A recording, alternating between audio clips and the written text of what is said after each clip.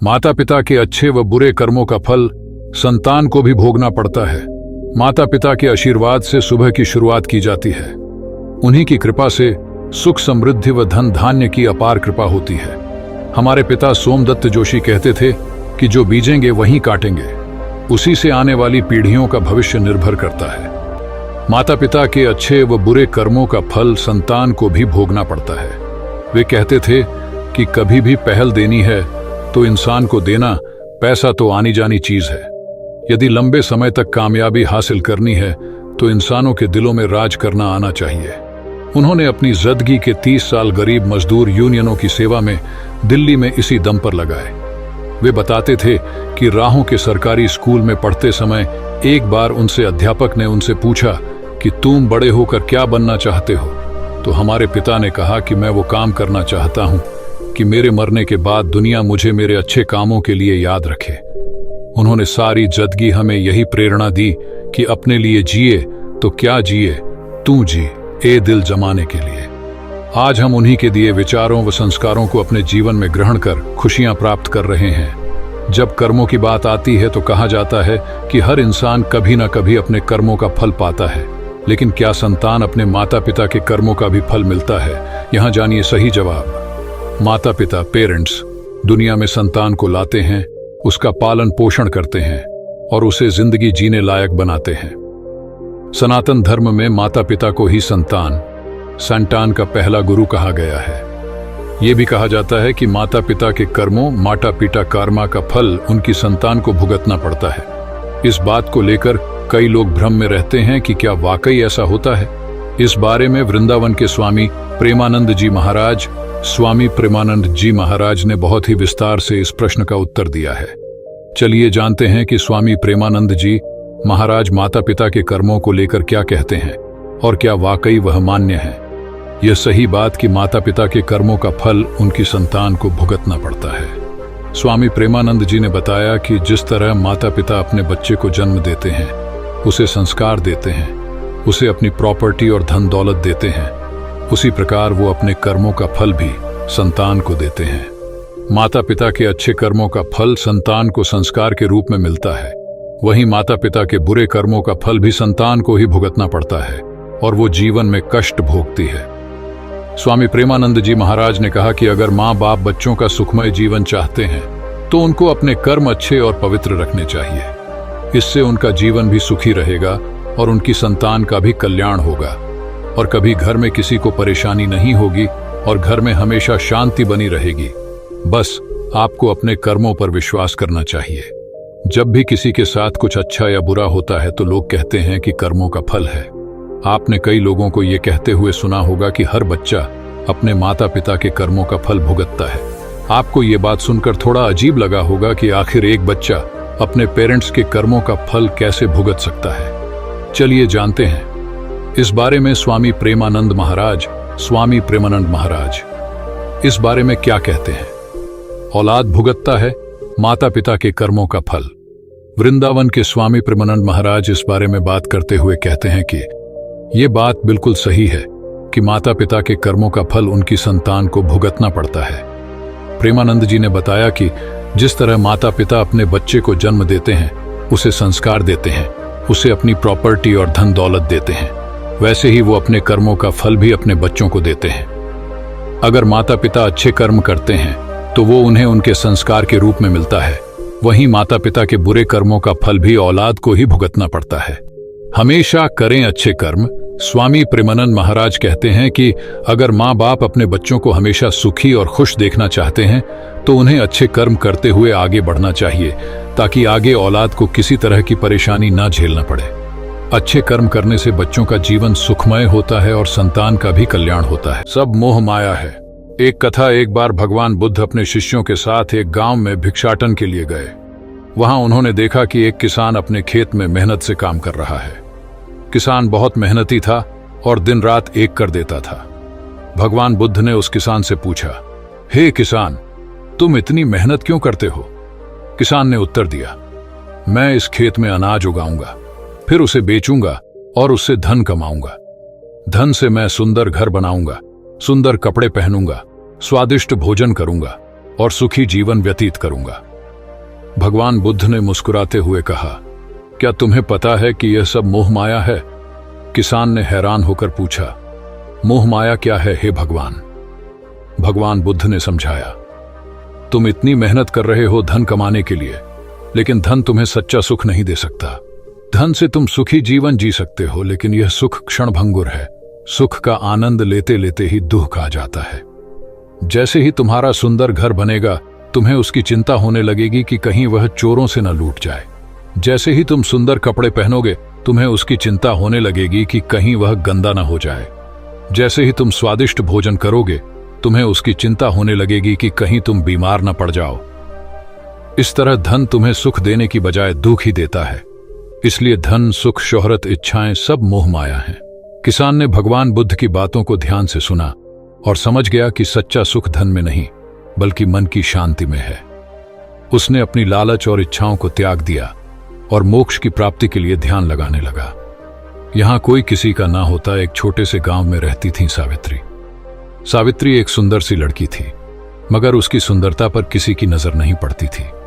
गांव के सभी लड़के उसके पास आते थे, मगर दोस्ती करने के लिए, प्रेम करने के लिए नहीं। सावित्री समझती थी कि शायद उसमें कोई खामी है, शायद वह किसी के योग्य नहीं है। वह अक्सर अकेले ही घूमती रहती थी, खेतों में जाती थी, नदी किनारे बैठती थी। एक दिन खेतों में घूमते हुए उसे एक साधु मिले। साधु बहुत ही शांत और प्रसन्न चित्त थे। सावित्री ने साधु से अपनी व्यथा सुनाई। साधु ने मुस्कुराते हुए कहा, बेटी, दुखी मत हो। यह संसार माया है। यहां कोई किसी का नहीं होता। जो तुम्हें प्यार करते हैं, वे भी एक दिन छोड़कर चले जाएंगे। इसलिए किसी से भी बहुत अधिक लगाव न रखो। सावित्री ने साधु की बातों को गहराई से समझा। उसने महसूस किया कि साधु सही कह रहे हैं। उसने अपना मन लगाव से मुक्त करने की कोशिश की। धीरे धीरे सावित्री में बदलाव आने लगे। वह अब अकेले में भी खुश रहने लगी। उसने अपने मन को शांत रखना सीखा। उसने गांव के लोगों की सेवा करने लगी।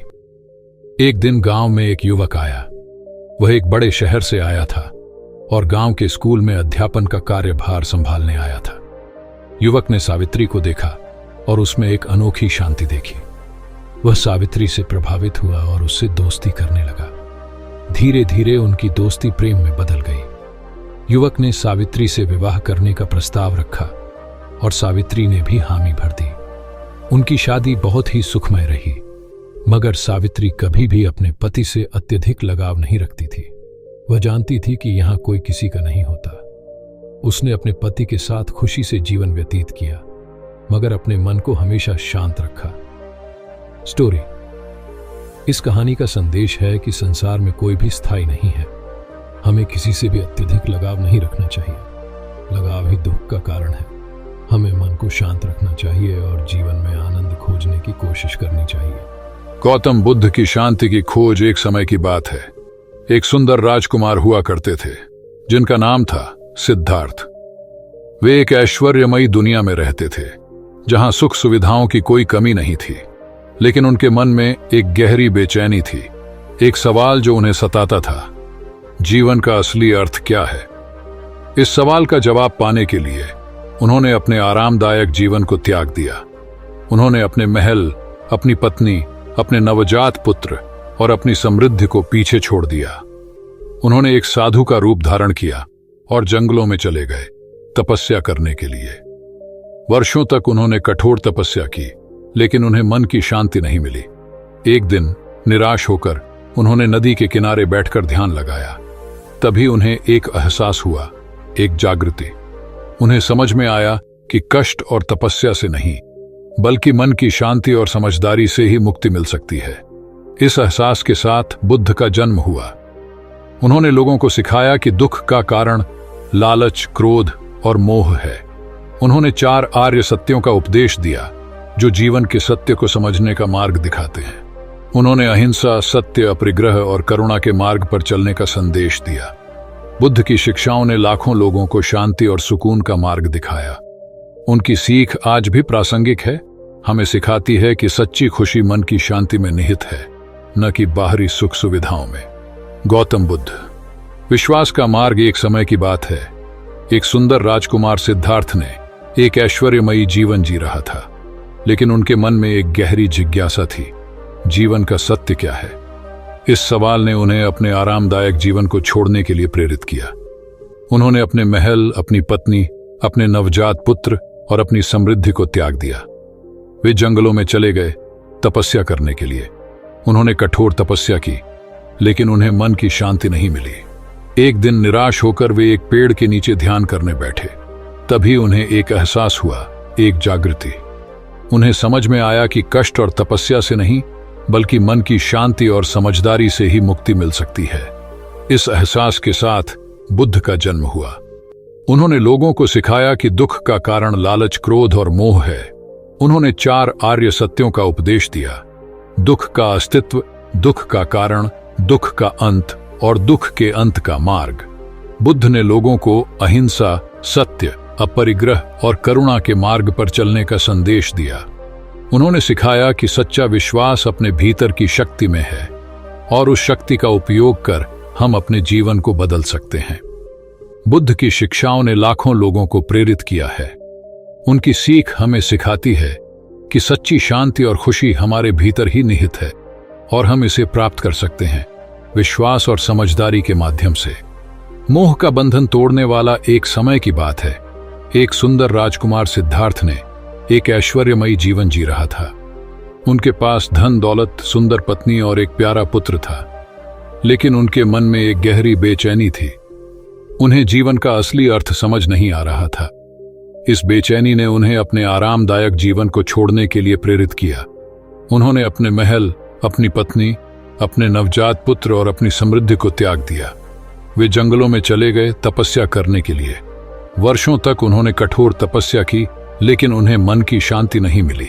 एक दिन निराश होकर वे एक पेड़ के नीचे ध्यान करने बैठे। तभी उन्हें एक एहसास हुआ, एक जागृति। उन्होंने समझा कि मोह यानी लालच, क्रोध और लोभ ही दुख का कारण है। इस एहसास के साथ बुद्ध का जन्म हुआ।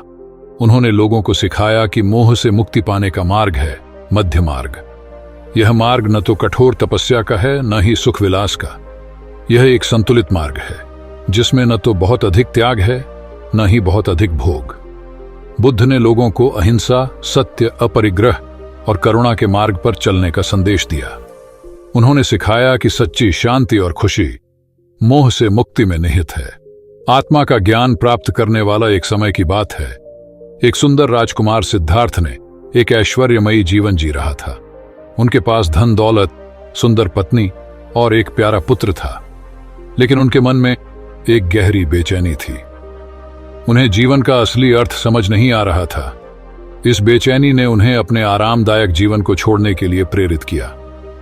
उन्होंने अपने महल, अपनी पत्नी, अपने नवजात पुत्र और अपनी समृद्धि को त्याग दिया। वे जंगलों में चले गए तपस्या करने के लिए। वर्षों तक उन्होंने कठोर तपस्या की, लेकिन उन्हें मन की शांति नहीं मिली। एक दिन निराश होकर वे एक पेड़ के नीचे ध्यान करने बैठे। तभी उन्हें एक एहसास हुआ, एक जागृति। उन्हें आत्मा के सच्चे स्वरूप का ज्ञान प्राप्त हुआ। इस ज्ञान के साथ बुद्ध का जन्म हुआ। उन्होंने लोगों को सिखाया कि दुख का कारण अज्ञानता है और मुक्ति का मार्ग आत्मज्ञान है। उन्होंने 4 आर्य सत्यों का उपदेश दिया: दुख का अस्तित्व, दुख का कारण, दुख का अंत और दुख के अंत का मार्ग। बुद्ध ने लोगों को अहिंसा, सत्य, अपरिग्रह और करुणा के मार्ग पर चलने का संदेश दिया। उन्होंने सिखाया कि सच्ची शांति और खुशी आत्मज्ञान में निहित है। समय बर्बाद मत करो। यहाँ से आपको समय के महत्व को समझने और उसे सही तरीके से उपयोग करने के लिए मंत्रित किया जाता है। अपना समय बर्बाद मत करो। हम साथ मिलकर समय को एक नए दृष्टिकोण से देखें और हमारे सपनों को साकार करने के लिए उसे सही तरह से निर्धारित करें। जोश भरी कहानियों, नई प्रेरणादायक विचारों और उपयोगी संदेशों से भरपूर यह आपको समय के मूल्य को समझने और उसे सही तरह से उपयोग करने के लिए एक उत्कृष्ट स्रोत प्रदान करता है। अपना समय बर्बाद मत करो। जीवन का हर क्षण महत्वपूर्ण है और हम आपको आपके समय को समझने और महसूस करने की यह महत्वपूर्ण कला सिखाते हैं। समय के बारे में कहा गया है कि यह कभी किसी के लिए नहीं रुकता, हमेशा आगे बढ़ता ही चला जाता है।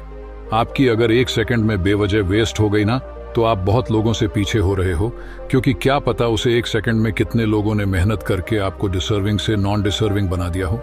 कितने लोगों ने आपको पीछे छोड़ दिया सिर्फ इस वजह से क्योंकि आप अपना टाइम बर्बाद कर रहे थे। और सबसे बुरी बात पता क्या है? तुम्हें ये शुरू से पता होता है कि तुम अपना टाइम वेस्ट कर रहे हो, और ऐसा पता होने के बाद भी अगर हम लगातार अपने टाइम का मिसयूज कर रहे हैं, जब हमारे पास टाइम होता है हम तब कुछ नहीं करते, क्योंकि तब हमारे पास सही समझ नहीं होती जिससे हम वक्त और उसकी अहमियत को पहचान सके। और जब समझ आती है ना, तब वक्त आज से निकल चुका होता और केवल पछतावा होता है। आपने कहावत सुनी होगी, अब पछताए क्या होता है, जब चिड़िया चुग गई खेत। यानी सही समय पर किया गया काम ही अच्छे रिजल्ट को दे सकता है। कभी किसी को लगता है कि उसका अच्छा टाइम चल रहा है, तो किसी को लगता है कि उसका टाइम बहुत खराब चल रहा है। लेकिन टाइम कभी भी बुरा नहीं होता। आपके जीवन में हर समय की तरह भी अच्छा है। बस आपको यह पता होना चाहिए कि आपको कब, क्या और कैसे अपना काम करना है। सफल आदमी वही होता है जिसे अपने टाइम का सही यूज करना आ गया हो। हर अच्छे, बुरे, सफल, असफल आदमी के जीवन में उतना ही समय होता है जितना आपके पास है। ऐसे में समय को बर्बाद करने की कोशिश करना भी मूर्खता है। अगर आप समय को बर्बाद करोगे ना, तो समय खुद आपको बर्बाद कर देगा। इसके ऑपोजिट, यदि आप समय की इंपॉर्टेंस को जानते हैं, टाइम की वैल्यू करते हैं, तो डेफिनेटली आप कुछ बड़ा कर जाएंगे। एक्चुअली हमें जो करना है ना, वो चाहे एग्जाम की तैयारी हुई या फिर जॉब के लिए प्रिपरेशन करना हो, कोई भी काम हो, हम डिसाइड तो कर लेते हैं कि हमें ये करना है, लेकिन हम इसके बारे में आगे काम नहीं करते। कैसे और कब करना है, इसके बारे में कोई प्लानिंग नहीं करते या उसको शुरू ही नहीं करते। जब काम करने का मन बना लिया है ना, तो सिर्फ सोच सोच के ये अपना टाइम क्यों वेस्ट कर रहे हो। कल कर लूंगा, आज सो लेता हूं, कल से पक्का कर लूंगा, बस यही बहाने चल रहे हैं। और यही तुम्हारी कल पर टालने की आदत तुम्हारी सबसे बड़ी दुश्मन है। ये तुम्हारा सिर्फ आज का बहाना नहीं है, ये तुम्हारे डेली के टुडे वेस्ट हो रहे हैं। आज तुम्हारा बर्बाद हो रहा है। मनुष्य के लिए कुछ भी असंभव नहीं है, मनुष्य के लिए कुछ भी असंभव नहीं है। लेकिन दुख की बात है कि उसे स्वयं पर ही विश्वास नहीं होता कि उसके भीतर इतनी शक्तियां विद्यमान हैं। अस्तित्व में मौजूद हर वस्तु में ऊर्जा है। मनुष्य के भीतर भी ऊर्जा का असीम स्रोत है, लेकिन वह कभी यह विश्वास नहीं कर पाता है कि ऐसी अद्भुत और विलक्षण ऊर्जा उसके भीतर निहित है। मनुष्य अगर ठान ले तो इस ऊर्जा की बदौलत कुछ भी कर सकता है। मनुष्य अपनी ऊर्जा को हर जगह खोजता है, लेकिन अपने भीतर झांक कर नहीं देखता। वह हथेलियों से अपनी आंखें ढककर अंधकार की शिकायत जरूर करता है, लेकिन अपने भीतर नहीं झांकता। मनुष्य के लिए कुछ भी असंभव नहीं है, लेकिन दुख की बात है कि उसे स्वयं पर ही विश्वास नहीं होता कि उसके भीतर इतनी शक्तियां विद्यमान हैं। यदि मनुष्य अपनी मन की गहराइयों में जाए तो वह अपनी शक्तियों को पहचान कर और उनका इस्तेमाल करके असंभव कार्य को भी संभव कर सकता है। जो व्यक्ति अपनी भीतरी ऊर्जा से आत्मसात हुए, वे भविष्य में महापुरुष व युग पुरुष कहलाए। दृढ़ आत्मविश्वासी मनुष्य का हर कार्य सफल होता जाता है। जैसे जैसे मनुष्य को सफलता मिलती जाती है, उसका विश्वास और दृढ़ होता चला जाता है। आत्मविश्वास के कारण ही मनुष्य के चरित्र बल को शक्ति मिलती है। कुछ लोग अपने आत्मविश्वास को जागृत करके कार्य शुरू जरूर कर देते हैं, लेकिन मार्ग में आने वाली छोटी छोटी बाधाओं से घबराकर वे कार्य को बीच में ही छोड़ देते हैं। इसके विपरीत दृढ़ आत्मविश्वासी लोग आशंका व भय से घबराए बगैर आशा और विश्वास के जरिए पूरे मनोयोग से कार्य को करते हैं और अंततः सफलता प्राप्त करते हैं। कार्य के असफल होने का भय मध्यम श्रेणी के व्यक्ति पर इस तरह हावी होने लगता है कि उसका आत्मविश्वास डगमगा जाता है और वे बीच रास्ते से भाग खड़े होते हैं। इसके विपरीत उत्तम श्रेणी के व्यक्ति कार्य की सिद्धि तक अपनी सकारात्मक ऊर्जा को बनाए रखते हैं। राह में कितनी ही बाधाएं क्यों न आए, उनका आत्मविश्वास बिल्कुल नहीं डगमगाता और अंततः वे कार्य को पूर्ण करके ही दम लेते हैं। आत्मविश्वास से हमें जीवनी शक्ति मिलती ही है, साथ ही जीने के लिए ऊर्जा भी प्राप्त होती है। जिस व्यक्ति का आत्मविश्वास दृढ़ होता है, वह कठिन से कठिन काम को भी पूरा कर सकता है। सफलता की पहली शर्त आत्मविश्वास है। जर्मनी का एक लड़का वुल्फ महफिन स्कूल में ढंग से पढ़ता न था। मास्टर की मार के भय से एक दिन वह स्कूल छोड़कर भाग गया। भागकर वह गाड़ी में जा बैठा, किंतु उसके पास टिकट नहीं था। जब टिकट चेकर टिकट चेक करने के लिए आया तो वह सीट के नीचे जा छुपा, किंतु उसके मन में आया कि यदि टिकट चेकर आकर मुझसे पूछेगा तो मैं क्या करूंगा। हे भगवान, मैं क्या करूं, तू ही बता। इस प्रकार प्रार्थना करते करते उसे कुछ अंतः प्रेरणा हुई। उसने पास में पड़ा हुआ कागज का एक टुकड़ा उठाया और मोड़कर टिकट के आकार का बना दिया।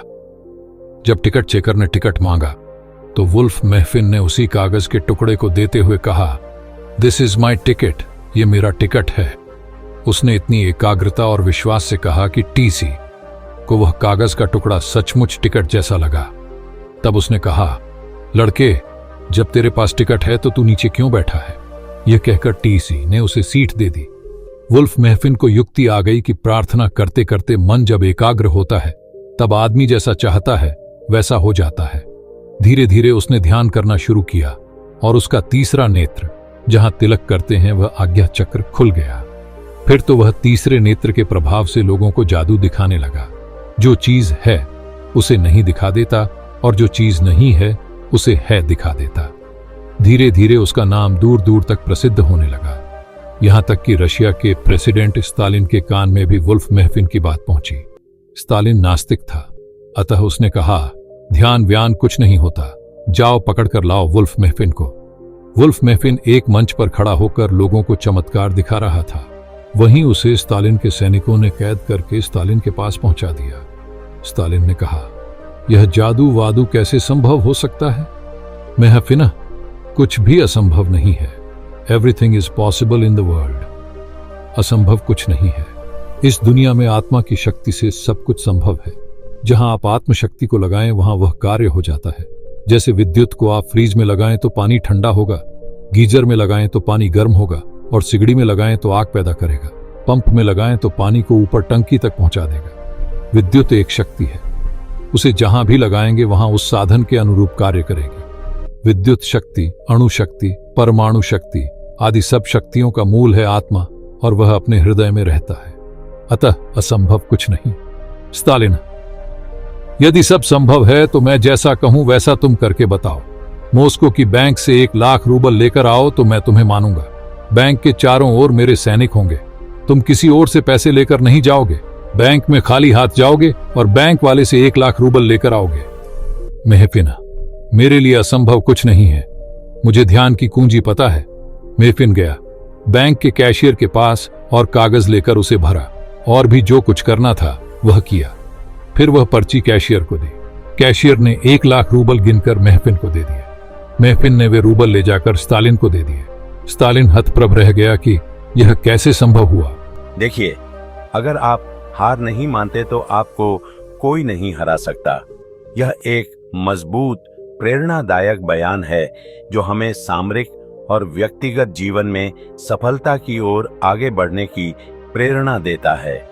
यह अभिप्रेत वाक्य हमें बताता है कि हमारी मनोबल और सामरिक प्रतिभा की शक्ति, जब हम किसी चुनौती के साथ लड़ते हैं तो हम किसी भी दुश्मन को हरा सकते हैं।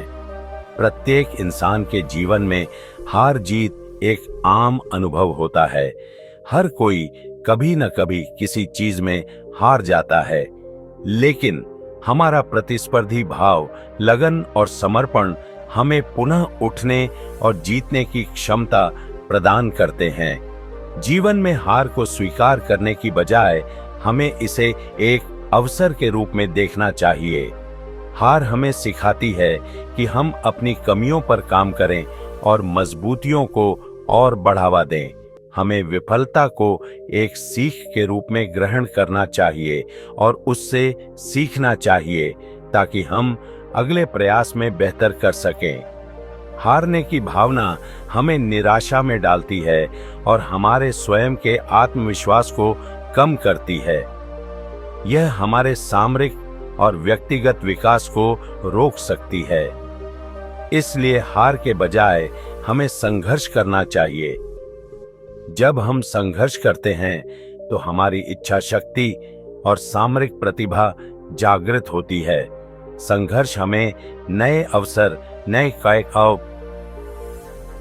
नए कौशल विकसित करने और महत्वपूर्ण अनुभव प्राप्त करने का मौका देता है। हम विश्वास के साथ आगे बढ़ते हैं और अपनी सीमाओं को पार करने की कोशिश करते हैं। जीतने की ताकत हमारे अंदर ही होती है। हमें अपने सपनों, लक्ष्यों और उच्चतम मानदंडों के प्रति विश्वास रखना चाहिए। जब हम अपनी सीमाओं को छोड़कर आगे बढ़ते हैं तो हम अपनी सीमाओं को विस्तारित करते हैं और नए होराह तक पहुंचते हैं। यह स्वयं की सीमाओं को परिभाषित करने की एक मान्यता है जो हमें आगे बढ़ने के लिए प्रेरित करती है।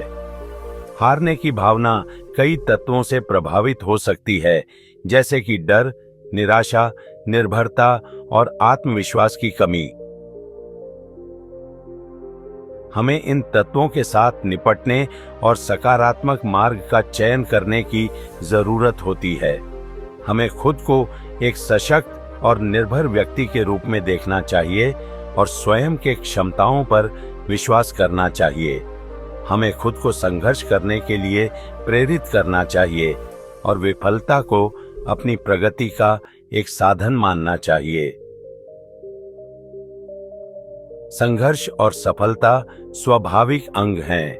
हम अपने आसपास देखते हैं, कई महान व्यक्तित्व और उद्यमी ने अपने जीवन में कठिनाइयों का सामना किया है और उन्हें पराजित भी किया है।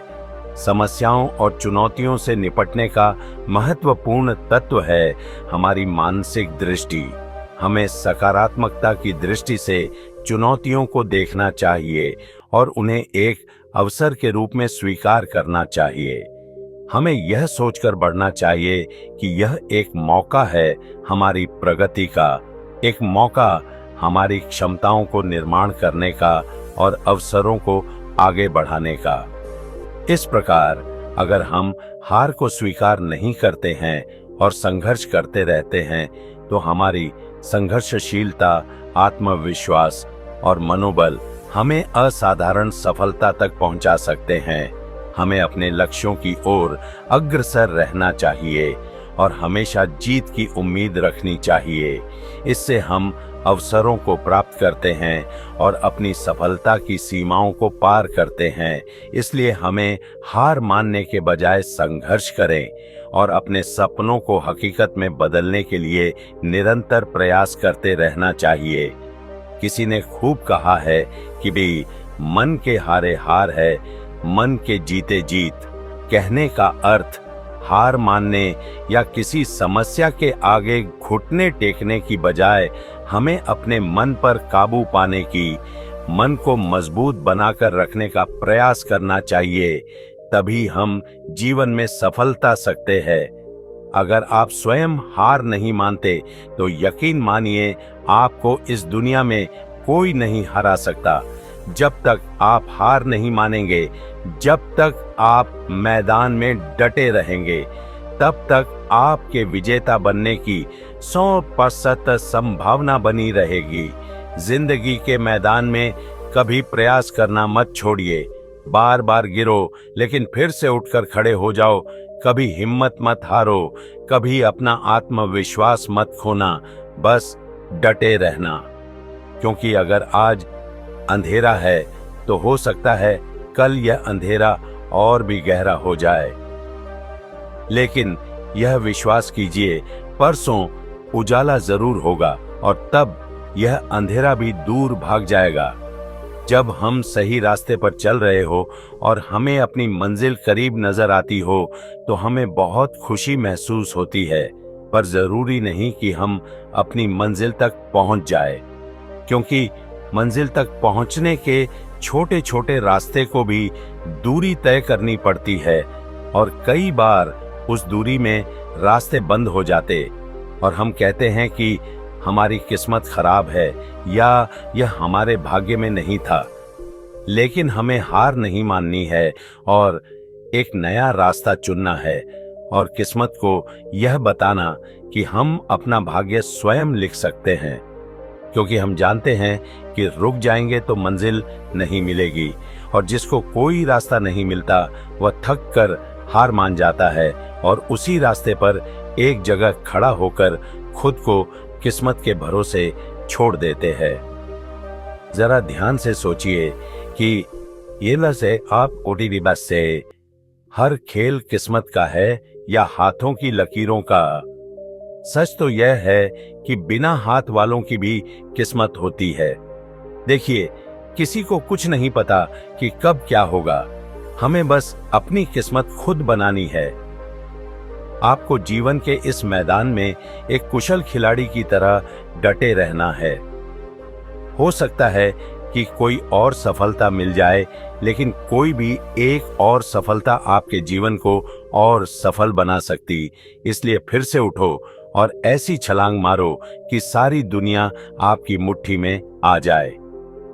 अंत में एक छोटी सी रिक्वेस्ट करूंगा कि हमेशा आगे बढ़ते रहिए, क्योंकि रुकना तो मुर्दों का काम है। कहानी काल्पनिक भय। एक बार गौतम बुद्ध अपने शिष्यों के साथ एक गांव से गुजर रहे थे। गांव के बाहर उन्होंने एक व्यक्ति को देखा जो बहुत डरा हुआ और घबराया हुआ लग रहा था। बुद्ध ने उससे पूछा कि क्या हुआ है।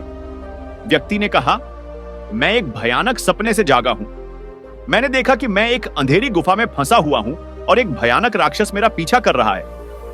बुद्ध ने मुस्कुराकर कहा, तुम्हारे सपने का राक्षस तुम्हारे मन का एक काल्पनिक निर्माण है, यह वास्तविक नहीं है। व्यक्ति ने कहा, लेकिन यह बहुत वास्तविक लग रहा था। बुद्ध ने कहा, हमारे भय अक्सर हमारी कल्पना की उपज होते हैं। हम उन चीजों से डरते हैं जो वास्तव में मौजूद नहीं है। बुद्ध ने आगे कहा, यदि तुम अपने भय का सामना करना चाहते हो तो तुम्हें उन्हें समझना होगा। तुम्हें यह जानना होगा कि वे कहां से आते हैं और वे क्या दर्शाते हैं। व्यक्ति ने बुद्ध की बात सुनी और उसने अपने भय का सामना करने का फैसला किया। उसने ध्यान और चिंतन का अभ्यास करना शुरू कर दिया। धीरे धीरे उसके भय कम होने लगे। एक दिन वह बुद्ध के पास वापस आया और कहा, मैंने अपने भय पर विजय प्राप्त कर ली है। अब मैं किसी भी चीज से नहीं डरता। बुद्ध ने कहा, यह बहुत अच्छी बात है, लेकिन याद रखना, भय हमेशा तुम्हारे साथ रहेगा। तुम्हें बस उन्हें नियंत्रित करना सीखना होगा। कहानी का नैतिक। यह कहानी हमें सिखाती है कि हमारे भय अक्सर हमारी कल्पना की उपज होते हैं। हमें उन चीजों से नहीं डरना चाहिए जो वास्तव में मौजूद नहीं है। यदि हम अपने भय का सामना करना चाहते हैं तो हमें उन्हें समझना होगा और उन्हें नियंत्रित करना सीखना होगा। गौतम बुद्ध ने अपने जीवन काल में अनेकों उपदेश दिए, कहानियां सुनाई और दृष्टांत प्रस्तुत किए, जिनका उद्देश्य मानव मन की जटिलताओं को उजागर करना, भय, क्रोध, लोभ, मोह जैसे विकारों से मुक्ति का मार्ग प्रशस्त करना और सत्य, शांति और करुणा का मार्ग दिखाना था। उनके द्वारा बताई गई कहानियों में से एक महत्वपूर्ण विषय है भय की प्रकृति और उसका काल्पनिक स्वरूप। बुद्ध ने बार बार इस बात पर जोर दिया कि हमारे अधिकांश डर हमारी कल्पना की उपज होते हैं, वास्तविक नहीं। वे हमें जकड़ लेते हैं, हमारी प्रगति को बाधित करते हैं और हमें अनावश्यक पीड़ा देते हैं। यहां गौतम बुद्ध की कुछ कहानियों और उपदेशों का विस्तृत विवरण प्रस्तुत किया गया है जो इस विषय पर प्रकाश डालते हैं। 1. राक्षस का भय। एक बार बुद्ध एक गांव से गुजर रहे थे। उन्होंने देखा कि एक व्यक्ति बहुत डरा हुआ और घबराया हुआ बैठा है। बुद्ध ने उससे पूछा कि क्या हुआ है। व्यक्ति ने बताया कि उसे रात में एक भयानक सपना आया था जिसमें उसने एक राक्षस को देखा था जो उसका पीछा कर रहा था। बुद्ध ने मुस्कुराकर कहा, तुम्हारे सपने का राक्षस तुम्हारे मन का एक काल्पनिक निर्माण है, वह वास्तविक नहीं है। तुम्हारे मन ने ही उसे बनाया है। बुद्ध ने आगे समझाया कि हमारे भय अक्सर हमारी कल्पना की उपज होते हैं। हम उन चीजों से डरते हैं जो वास्तव में मौजूद नहीं है। हम भविष्य की अनिश्चितताओं से डरते हैं, असफलता से डरते हैं, मृत्यु से डरते हैं और ऐसे ही अनगिनत काल्पनिक भय हमें घेरे रहते हैं। इस कहानी का निहितार्थ, यह कहानी हमें सिखाती है कि हमें अपने भय का विश्लेषण करना चाहिए। हमें यह समझना चाहिए कि क्या वे वास्तविक खतरों पर आधारित हैं या केवल हमारी कल्पना की उपज हैं। यदि वे काल्पनिक हैं तो हमें उन्हें त्याग देना चाहिए। 2. नदी पार करने का भय। एक अन्य कहानी में बुद्ध ने अपने शिष्यों को एक नदी पार करने के लिए कहा। नदी गहरी और तेज बह रही थी। कुछ शिष्य नदी को देखकर डर गए और पीछे हट गए, लेकिन कुछ शिष्य जिन्होंने बुद्ध के वचनों पर विश्वास किया नदी में उतरे और सफलतापूर्वक पार कर गए। बुद्ध ने उन शिष्यों को समझाया जो डर गए थे कि उनका डर केवल उनके मन में था। नदी उतनी खतरनाक नहीं थी जितनी वे सोच रहे थे। उनका भय उन्हें आगे बढ़ने से रोक रहा था। इस कहानी का निहितार्थ, यह कहानी हमें सिखाती है कि भय हमें अवसरों से वंचित कर सकता है। जब हम डरते हैं तो हम नए अनुभवों से कतराते हैं, चुनौतियों का सामना नहीं करते हैं और अपनी पूरी क्षमता का उपयोग नहीं कर पाते हैं। 3. अंधेरे का भय। बुद्ध ने एक बार कहा था कि मनुष्य अंधेरे से नहीं डरता, बल्कि अंधेरे में छिपी हुई अनजानी चीजों से डरता है। जब हम अंधेरे में होते हैं तो हमारी कल्पना सक्रिय हो जाती है और हम तरह तरह की भयावह कल्पनाएं करने लगते हैं। इस कथन का निहितार्थ, यह कथन हमें बताता है कि हमारे भय का स्रोत अज्ञान और अनिश्चितता है। जब हम किसी चीज के बारे में नहीं जानते हैं तो हम उससे डरते हैं। इसलिए ज्ञान और समझ भय को दूर करने के लिए महत्वपूर्ण उपकरण है। 4. भय पर विजय। बुद्ध ने सिखाया कि भय पर विजय पाने का सबसे अच्छा तरीका है उसका सामना करना। जब हम अपने भय का सामना करते हैं तो हम पाते हैं कि वे उतने डरावने नहीं हैं जितना हम सोचते थे। उन्होंने ध्यान और विपश्यना जैसी तकनीकों का भी उपदेश दिया जो मन को शांत करने और भय को नियंत्रित करने में मदद करती है। 5. भय और आसक्ति। बुद्ध ने यह भी समझाया कि भय का एक मुख्य कारण आसक्ति है। जब हम किसी चीज से बहुत अधिक जुड़े होते हैं तो हम उसे खोने से डरते हैं। इसलिए अनासक्ति का अभ्यास भय को कम करने में मदद करता है। 6. भय और कर्म। बौद्ध धर्म में कर्म के सिद्धांत के अनुसार हमारे वर्तमान कर्म हमारे भविष्य को प्रभावित करते हैं। यदि हम नकारात्मक कर्म करते हैं तो हमें नकारात्मक परिणामों का सामना करना पड़ सकता है। यह विचार कुछ लोगों में भय पैदा कर सकता है, लेकिन बुद्ध ने समझाया कि कर्म का सिद्धांत हमें डराने के लिए नहीं है, बल्कि हमें अपने कार्यों के प्रति जिम्मेदार बनाने के लिए है। यदि हम अच्छे कर्म करते हैं तो हमें अच्छे परिणाम मिलेंगे। सामिन, भय और मृत्यु। मृत्यु एक ऐसा विषय है जो लगभग सभी मनुष्यों में भय पैदा करता है। बुद्ध ने मृत्यु की प्रकृति को समझाया और बताया कि यह जीवन का एक अपरिहार्य हिस्सा है। उन्होंने पुनर्जन्म के सिद्धांत का भी उपदेश दिया जो मृत्यु के भय को कम करने में मदद करता है। 8. भय और निर्वाण। बौद्ध धर्म का अंतिम लक्ष्य निर्वाण है, जो सभी प्रकार के दुखों और भयों से मुक्ति की अवस्था है। निर्वाण को प्राप्त करने के लिए हमें अपने मन को शुद्ध करना होगा और सभी प्रकार के विकारों से मुक्त होना होगा।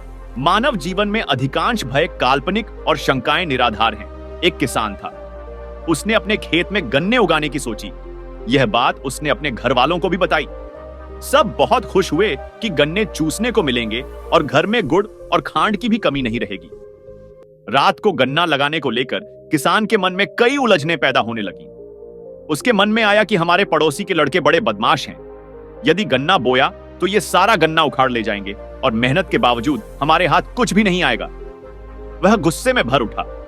इसी उलझन व गुस्से में उसे रात भर नींद नहीं आई। सुबह होते ही किसान पड़ोसी के घर जा पहुंचा और लगा झगड़ने। उसने कहा, तुम्हारे लड़के बड़े बदमाश हैं। हमारे खेत में घुसकर गन्नों को हाथ भी लगाया तो टांगें तोड़कर रख दूंगा। पड़ोसी ने पूछा कि भाई कौन से गन्नों के खेत की बात कर रहे हो जिसे मेरे लड़कों ने उजाड़ दिया है। तभी पड़ोसी के लड़के भी बाहर निकल आए और बोले, काका हमारा झूठा नाम मत लगाओ, नहीं तो हम सचमुच सारा खेत उजाड़ डालेंगे। यह सुनकर किसान और भी तैश में आ गया और बोला, मुझे पता था तुम ऐसा ही करोगे, इसीलिए मैंने आज तक गन्ना बोया ही नहीं और आगे भी कभी गन्ना नहीं बोऊंगा। देखता हूं तुम सब अब कैसे गन्ने उखाड़ोगे। प्रायः ऐसा ही होता है। हम काल्पनिक संदेहों में घिरे रहकर न केवल आगे नहीं बढ़ पाते, अपितु बिना कारण परेशानियां तक मोल ले लेते हैं। हमारे जीवन में अधिकांश भय काल्पनिक व शंकाएं निराधार होती हैं। विशेषज्ञों की माने तो हमारे 90% से अधिक भय व शंकाओं का कोई आधार नहीं होता। हम अपने जीवन की अधिकांश ऊर्जा इन्हीं काल्पनिक स्थितियों से उबरने में लगा देते हैं। इसका परिणाम यह होता है कि हम जीवन भर निरर्थक कार्यों में अपनी ऊर्जा का अपव्यय करते रहते हैं। काल्पनिक स्थितियों के कारण ही कई बार हम लोगों से दुश्मनी तक मोल ले लेते हैं। किसी भी काम को प्रारंभ करने से पूर्व उसके विभिन्न पहलुओं को अच्छी प्रकार से देख लेना अच्छी बात है, ताकि उसके क्रियान्वयन में बाधाएं ना आएं। लेकिन निरर्थक सोच विचार करने से हमारे मन में भी अनेकानेक काल्पनिक स्थितियां उत्पन्न होने लगती हैं। हम मन ही मन उन काल्पनिक परिस्थितियों से मुकाबला करना भी प्रारंभ कर देते हैं। इससे हमारा मानसिक द्वंद्व बढ़ जाता है, जबकि वास्तविकता यह होती है कि उन समस्याओं का अस्तित्व ही नहीं होता। ऐसे में उस कार्य को करने का हमारा उत्साह कम हो जाता है और सफलता संदिग्ध हो जाती है। कई बार तो हम इन काल्पनिक स्थितियों से इतना घबरा जाते हैं कि हमारा संकल्प ही कमजोर पड़ जाता है और हम कार्य प्रारंभ करने की दिशा में बढ़ ही नहीं पाते। काल्पनिक भय क्यों आता है? काल्पनिक भय का कारण, काल्पनिक भय हमेशा अज्ञान की कमी से उपजता है। जब मनुष्य को यह झात नहीं होता कि जीवन कैसे जीना चाहिए, किन चीजों को महत्व देना चाहिए और किन चीजों की उपेक्षा कर आगे बढ़ना चाहिए, तो मनुष्य को उन चीजों से लगाव हो जाता है जिनसे बाद में भय उत्पन्न होता है। काल्पनिक भय से आशय मन में उठने वाले उन नकारात्मक ख्यालों नेगेटिव थॉट्स से है, जिससे मनुष्य निराश हताश रहता है। इस तथ्य फैक्ट को जानते हुए कि मेरे जीवन में सब सही है, इसके बावजूद मन भयभीत होता है। भविष्य में कुछ बुरा ना हो जाए, इस वजह से मन में बेचैनी और विचलन बढ़ता जाता है। अतः संक्षेप में कहें तो कुछ बुरा हो जाने के विचारों को ही काल्पनिक भय कहा जाता है। आइए जानते हैं मनुष्य को मुख्यतया किन बातों का भय होता है। 1. मान सम्मान खो जाने का भय और नंबर 2. पसंदीदा वस्तु के छिन जाने या टूट जाने का डर और 3. प्रिय इंसान से दूर हो जाने का डर एंड 4. नौकरी पैसा खत्म हो जाने का डर और 5. शक्ति पावर का नाश होने का भय नंबर 6. लोगों से संबंध खराब हो जाने का भय नंबर 7. अपने या अपनों के प्रति अन्याय होने का डर। यह कुछ प्रमुख कारण है जिनकी वजह से मनुष्य का दिमाग हमेशा उसे डर के साए में जीने को विवश करता है। चलिए अब हम आगे बढ़ते हैं और जानते हैं काल्पनिक भय को कैसे दूर करें। 10 कारगर टिप्स। नंबर 1, डर को समझें। डर अथवा काल्पनिक भय को मिटाने के लिए सबसे जरूरी और आवश्यक चीज है डर को समझना। कई बार हम अंदर से इतने डरे हुए होते हैं कि हम बिना अपने डर के कारण और समाधान को जाने बिना हड़बड़ी में कोई भी गलत फैसला कर लेते हैं। तो अगर आप चाहते हैं मन काल्पनिक विचारों से, डर से दूर हो जाए, तो सर्वप्रथम अपने डर को समझिए, क्योंकि जो व्यक्ति अपने डर को समझ लेता है, एक दिन डर पूरी तरह उसके जीवन से गायब हो जाता है। सो डू विचारों को नहीं, तथ्य को देखें। विचार तो बदलते रहते हैं, लेकिन फैक्ट नहीं बदलता। विचार हो सकता है आपको अमेरिका ले जाए, पर फैक्ट इंसान को उसकी औकात, हकीकत बता देता है। तो जब किसी बात का डर मन में सताएं, आपको उस डर की हकीकत जानने के लिए खुद से पूछना होगा कि जिस चीज को खोने को लेकर मैं इतना डरा हुआ रहता हूं, क्या वाकई वो चीज इतनी आवश्यक है? उदाहरण के लिए, आपने कोई कीमती सामान खरीदा हुआ है, वो गाड़ी, घर, जमीन इत्यादि हो सकता है, और अब आपको यह डर सताता है कि कहीं उस सामान में किसी तरह की हानि, टूट फूट न हो जाए, और इस डर के कारण आप दिन रात उदास रहते हैं, आपकी नींद उड़ गई है। तो इस काल्पनिक भय से दूर होने के लिए सबसे पहले जाइए और पता करिए क्या वाकई वो चीज, सामान असुरक्षित है। अगर फैक्ट ये है कि ऐसा कुछ नहीं है, मन का भ्रम है, तो फिर डरने की कोई जरूरत नहीं है। और इसके बाद भी अगर डर सता रहा है, तो डर से मुक्त होने के लिए आप उस कीमती सामान को बेच दीजिए, क्योंकि याद रखें, संसार में कोई भी चीज आपकी शांति, आपके सुकून से बड़ी हो ही नहीं सकती। अगर कोई चीज आपके सर चढ़ रही है, तो बोल दीजिए नहीं चाहिए तू। जिस इंसान के लिए जिंदगी में शांति, प्रेम, सच्चाई सबसे बड़ी बात है, तो फिर जो भी चीज आपको जिंदगी में डराती है, आप उसे छोड़ने के लिए तैयार हो जाते हैं। अय्यागढ़ 3, खुद को तोड़िए। अब तक हमने जिस वस्तु या सामान की बात की, उनका त्याग संभव है, क्योंकि अपने चयन के लिए व्यक्ति इन चीजों को छोड़ सकता है। पर सोचिए, अगर परिवार के किसी सदस्य को लेकर मन में आपके कोई काल्पनिक भय सताता है, तो क्या करें? मान लीजिए आपका बच्चा दूर शहर अकेले पढ़ाई करने के लिए गया हुआ है, और आपको यह चिंता रहती है कि कहीं बच्चा बिगड़ ना जाए, कहीं वो बुरी संगत में, बुरी आदतों में न फंस जाए। तो ऐसी स्थिति में चूंकि आप बच्चे को यह तो नहीं कह सकते कि तू घर वापस आ जा, क्योंकि आप भली भांति पढ़ाई की अहमियत जानते हैं। तो सवाल आता है, ऐसे में डर सताए तो क्या करें? जब ऐसी स्थिति ऐसी हो, तब जिंदगी में फिर थोड़ा सा हिम्मत लानी होती है।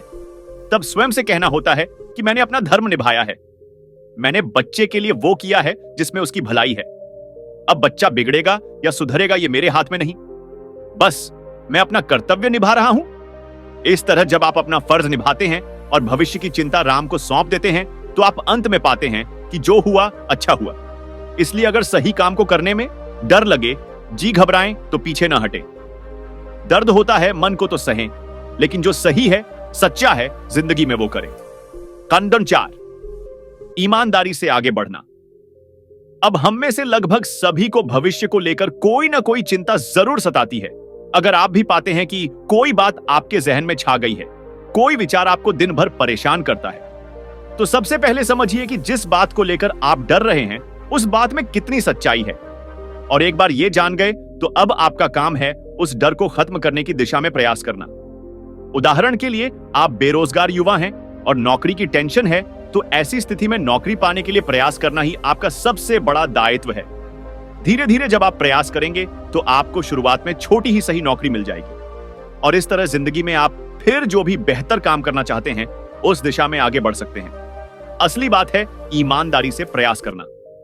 विज्ञापन 5, स्वयं को कमजोर न माने। दो व्यक्ति हैं, इनमें से एक है जो व्यक्ति स्वयं को कमजोर, लाचार और नाकामयाब मानता है, जबकि दूसरा व्यक्ति है जो खुद को सामर्थ्यवान, होशियार, भाग्यवान मानता है। अब कहने की आवश्यकता नहीं कि इन दोनों में से किस व्यक्ति को जीवन में ज्यादा डर सताएगा। जी हां, कमजोरी निशानी होती है डर की। जो व्यक्ति खुद को लाचार, दूसरे पर आश्रित मानता है, वो कभी भी एक निडर जिंदगी नहीं जी सकता।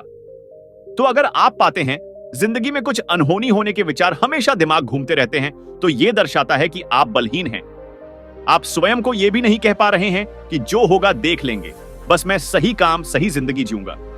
और जो व्यक्ति यह कह देता है और जो सही है चुपचाप वर्तमान में करता है, फिर ऐसा व्यक्ति निडर होकर जिंदगी जीता है।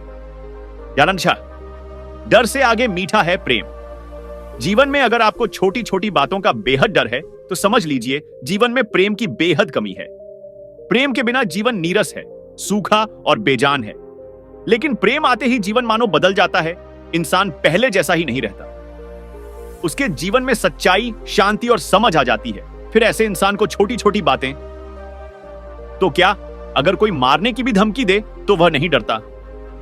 तो अगर जीवन में निडरता चाहिए तो ऐसा प्रेम अकस्मात नहीं आएगा, बल्कि प्रेम सीखना पड़ता है। जो चीज जिंदगी में करने लायक है, महत्वपूर्ण है, उसे निष्काम भाव से करना ही प्रेम का सूचक है। जब आपके लिए कोई चीज इतनी जरूरी हो जाती है जिसके लिए आप अपना सब कुछ सौंपने के लिए तैयार हो जाए, तो समझ लीजिएगा वास्तव में प्रेम हुआ है। चैप्टर 7, जो चीज असली है उसका डर नहीं। इंसान जीवन में कई तरह की नकली चीजों को इकट्ठा करता है और उनको बचाए फिरता है, फिर चाहे वो घर हो, जमीन हो, परिवार और सगे संबंधी हो। लेकिन कितना ही वह उन्हें बचा ले, एक समय बाद सब कुछ नष्ट हो जाता है, यहां तक कि वह खुद भी खत्म हो जाता है। लेकिन जीवन में जितनी भी असली चीजें हैं, जैसे शांति, बोध, सच्चाई, प्रेम, इन्हें बचाने की आवश्यकता नहीं पड़ती। और यही चीजें वास्तविक धन है। इन्हें आप जितना बांटते हैं उतना आपके पास बढ़ती जाती है। इसीलिए कबीर साहब कहते हैं, वो धन संचय करें जो आगे काम आए। अब आप खुद अपनी जिंदगी को देख लीजिए, आप असली को बचा रहे हैं या फिर नकली को बचाने के प्रयास में जीवन गंवा रहे हैं। अजाट, जिसे समय छीन ले उसको बचाना का प्रयास ठीक नहीं। कई बार हमें अपनी किसी प्रिय वस्तु के खो जाने का भय होता है, वहीं दूसरी तरफ मन का एक कोना उस चीज को खुद से दूर न होने देने के लिए संघर्ष करता रहता है। अतः मन में एक ऐसा द्वंद्व, युद्ध खड़ा होता है जिसमें इंसान के लिए फैसला कर पाना मुश्किल होता है। अगर आपकी जिंदगी में भी जब ऐसी स्थिति आती है, जब आपको दिन रात किसी चीज के खो जाने का या किसी इंसान के दूर हो जाने का डर लगा ही रहता है, तो समझ जाइएगा आप मोह और लगाव के कारण किसी ऐसी चीज को बचाने का प्रयास कर रहे हैं जो आपके हाथ में ही नहीं है। उदाहरण के लिए, आपकी पसंदीदा बाइक के खो जाने या नष्ट हो जाने का भय आपके दिमाग में हरदम घूमता है, तो समझ लीजिए आपने गलत चीज को महत्व दे दिया है। क्लाउडिनो, खुद को सही कार्य में झोंक दें। अगर किसी फालतू के विचार से भयभीत हैं, तो आपके एक ही उपाय काम आएगा, वह यह है कि खुद को किसी ऊंचे काम में समर्पित कर दें। जब आप खुद को किसी बड़े मिशन में समर्पित कर देते हैं, तो फिर ये चीजें आपको परेशान नहीं करती। कल्पना कीजिए, बॉर्डर में कोई युद्ध छिड़ा हुआ है और आप एक सैनिक हैं, तो बताइए युद्ध के दौरान आप लड़ाई करेंगे या फिर रणभूमि में इस बात की परवाह करेंगे? एक बार बुद्ध एक गांव से गुजर रहे थे, जहां कुछ लोगों ने उनका अपमान किया और बुरा भला कहा। उनके एक शिष्य आनंद बहुत परेशान हो गए और बुद्ध से कहा कि हमें यहां से चले जाना चाहिए। बुद्ध ने उत्तर दिया, अगर हम इस गांव से चले जाएंगे तो क्या होगा अगर अगले गांव के लोग भी हमारा अपमान करेंगे? आनंद ने कहा, तब हम अगले गांव चले जाएंगे। बुद्ध ने कहा, और फिर उसके अगले गांव? क्या हम हमेशा भागते रहेंगे? हमें अपनी प्रतिक्रिया पर नियंत्रण रखना सीखना होगा, न कि दूसरों के व्यवहार पर। यह कहानी दिखाती है कि बुद्ध हमें दूसरों के व्यवहार से अप्रभावित रहना और अपनी प्रतिक्रियाओं को नियंत्रित करना सिखाते हैं। यही सच्ची खुशी का मार्ग है। जब हम दूसरों की राय की परवाह करना छोड़ देते हैं, तभी हम वास्तव में खुश रह सकते हैं। जैसा कि आप जानना चाहते हैं कि 4 लोगों के बारे में सोचना छोड़ दो विषय पर गौतम बुद्ध की कहानी क्या है, तो मैं आपको बता दूं कि सीधे तौर पर इस शीर्षक से जुड़ी कोई एक विशेष प्रसिद्ध कहानी नहीं है। गौतम बुद्ध की शिक्षाएं अवश्य ही इस विचार को समाहित करती हैं कि हमें दूसरों की राय और परवाह में अत्यधिक नहीं उलझना चाहिए। उनकी कई कहानियां और उपदेश इस बात पर जोर देते हैं कि हमें अपने कर्मों, विचारों और आंतरिक शांति पर ध्यान केंद्रित करना चाहिए, न कि इस पर कि दूसरे हमारे बारे में क्या सोचते हैं। यहाँ कुछ संबंधित पहलू हैं जो गौतम बुद्ध की शिक्षाओं और कहानियों से लिए गए हैं, जो 4 लोगों के बारे में सोचना छोड़ दो के विचार को दर्शाते हैं। आत्मनिर्भरता। बुद्ध ने हमेशा आत्मनिर्भरता पर जोर दिया। उन्होंने कहा कि हमें अपनी मुक्ति के लिए स्वयं पर ही निर्भर रहना चाहिए, न कि दूसरों की मान्यताओं या विचारों पर। अप दीपो भव का उनका प्रसिद्ध कथन, जिसका अर्थ है अपने आप पर प्रकाश बनो, इस विचार को दर्शाता है। 4 लोग क्या सोचेंगे जरूरी नहीं है इसकी परवाह करना। कैसे बंद करें ये सोचना। मनुष्य स्वभाव से सामाजिक प्राणी है जो हर किसी के द्वारा पसंद किया जाना चाहता है। दूसरे हमारे बारे में क्या सोचते हैं, हम इसकी परवाह करते हैं। जब कोई हमारी तारीफ करता है, हमें पसंद करता है, तो हम खुश होते हैं, लेकिन जब कोई हमें नापसंद करता है तो हमें बुरा लगता है। ये बात कहीं ना कहीं हम सभी के साथ है, लेकिन क्या आपने सोचा है कि इससे हमारा मूड, हमारी थिंकिंग कितनी प्रभावित होती है? सच कहूं तो कहीं ना कहीं हम अपनी हैप्पीनेस, अपने कॉन्फिडेंस के लिए दूसरों की राय पर निर्भर हो जाते हैं, जो कि सही नहीं है। दूसरे आपके बारे में क्या सोचते हैं? क्या आपको चिंता करनी चाहिए? शायद नहीं, क्योंकि हमसे बेहतर हमें कोई नहीं समझ सकता कि हम क्या हैं। अगर खुद पर कॉन्फिडेंस हो तो किसी की राय की क्या जरूरत। वैसे भी आपने यह गाना तो सुना ही होगा कि कुछ तो लोग कहेंगे, लोगों का काम है कहना, छोड़ो बेकार की बातों में कहीं बीत ना जाए रहना। वाकई इस गाने में नायक बिल्कुल सही सिचुएशन को बयां कर रहा है कि लोगों की बातों में आए तो दिन तो क्या रात भी कम पड़ जाएगी और समय बर्बाद होगा सो अलग। इसीलिए दूसरों के बारे में सोचने के बजाय पहले अपने बारे में सोचें। खुद को खुश रखना आपकी पहली प्राथमिकता है। आइए जानें इस लूप से बाहर कैसे आएं कि लोग क्या कहेंगे। अपनी वैल्यू को पहचानें। Identify your values. सबसे पहले यह तय करें कि आपके जीवन की वैल्यूज क्या है। आप जो भी कुछ करते हैं उसके पीछे वे लोग क्यों हैं। हो सकता है कि आपको पौष्टिक भोजन खाना पसंद हो क्योंकि आप स्वास्थ्य को महत्व देते हैं। हो सकता है कि आप रेगुलर अपने फ्रेंड्स के टच में रहते हो क्योंकि आप दोस्ती को महत्व देते हैं। या फिर आपको जब भी समय मिलता है आप घूमने निकल जाते हो क्योंकि आपको रोमांच और रिलैक्स करने को महत्व देते हो। अब यहां अगर सामने वाले को ये सब करना पसंद नहीं है तो उसकी परवाह आप क्यों करेंगे। दूसरों को खुश करने के लिए आप वह करना बंद नहीं कर देंगे जिससे आपको खुशी मिलती है। आप अपनी जीवन की वैल्यूज पर फोकस करेंगे तो ज्यादा कॉन्फिडेंट और सिक्योर फील करेंगे। आप खुद को खुश रखें। दूसरों को खुश रखना आपकी रिस्पॉन्सिबिलिटी नहीं है। आपको जज करने वाले लोगों से दूर रहें। डिस्टेंस योरसेल्फ फ्रॉम जजी पीपल। हम काम, स्कूल, परिवार और सोशल मीडिया के माध्यम से सैकड़ों या हजारों लोगों से जुड़े होते हैं, लेकिन उन सभी की राय समान रूप से मायने नहीं रखती है। इनमें से कुछ लोग ऐसे भी होंगे जो हमेशा आपके बारे में बात करते होंगे, अपनी राय हर वक्त आप पर थोपने की कोशिश करते होंगे और अगर उनकी बात न मानी जाए तो नाराज हो जाते होंगे। लेकिन आप कब तक ऐसे लोगों को खुश करने में लगे रहेंगे? अगर अपनी नजर में आप सही है तो ऐसे लोगों के बात सुने पर उस पर ध्यान न दें। एक कान से सुने और दूसरे से निकाल दें। कुछ समय में वे खुद ही समझ जाएंगे कि आप उन्हें अपने लाइफ में उतना महत्व नहीं देते कि उनकी हर बात मानी जाए। सोशल मीडिया अकाउंट को क्लीन अप करें। Clean up social media accounts. हमारे सोशल मीडिया अकाउंट्स में एक लंबी लिस्ट होती है फ्रेंड्स की, लेकिन सच तो यह है कि उनमें से बस कुछ ही फ्रेंड्स होते हैं जिन्हें हम दोस्त बोल सकते हैं, बाकी तो बस जान पहचान वाले होते हैं। वैसे तो हमारा उनसे कुछ लेना देना नहीं है, लेकिन हमारे पोस्ट पर नेगेटिव कमेंट करना, हम पर नजर रखना और बाकी लोगों से चुगली करना कि ये तो हमेशा ही ऑनलाइन रहते हैं, फेसबुक पर बड़े ही फोटो डालते हैं और भी ना जाने ऐसा क्या क्या बुरा हमारे बारे में बोलते हैं कि मन खराब हो जाता है। सीरियसली ऐसा होता है, पर क्यों हमें ऐसे लोगों को इतना भाव देना है कि वह हमारा मन और मूड खराब कर सकें?